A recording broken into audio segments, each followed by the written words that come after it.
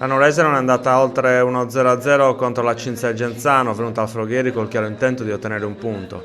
I verdeazzurri non sono riusciti a scardinare il bunker dei laziali che alla fine hanno meritato il pareggio. La prima azione della Nuorese con uno scambio tra Lonzi e Cappai, ma la palla finisce fuori. È il secondo minuto. La Nuorese prova a condurre il gioco, ma lo fa con ritmi lenti. Al 20° Veracchi prova a spaccare la partita, salta due uomini nel centrocampo e da 30 metri calcia a rasoterra. La palla lambisce il palo alla destra di Scarsella. Alla mezz'ora la Cinzia spreca un'occasione d'oro con Bertoldi che dall'area piccola calcia a colpo sicuro ma trova pronto Frasca. Sulla respinta Senesi viene anticipato da un difensore.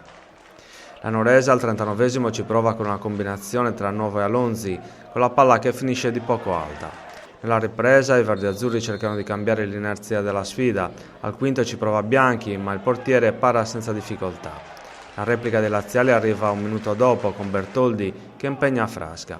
La Nuorese adesso ha fretta di arrivare al tiro e va vicino all'1-0 con Cappai che da fuori aria calcia verso la porta, ma Scarsella devia con la mano. La sfera attraversa tutto lo specchio e finisce al lato. È l'11°. Al 18° la Nuorese chiede un rigore per un atterramento di Cadau, ma l'arbitro non solo non lo accontenta, ma lo ammonisce per simulazione. Il numero 7 della Nuorese al 19° recupera un pallone sulla destra e calcia a giro, ma la palla va fuori di un nulla.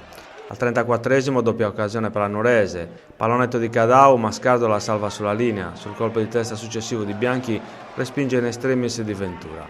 La palla rimane in aria, viene recuperata da Cadau che viene esteso da Pucci, ma anche in questo caso l'arbitro lascia correre. Nel recupero l'ultima opportunità capita alla Cinzia con Cappelli che su punizione costringe Frasca alla parata.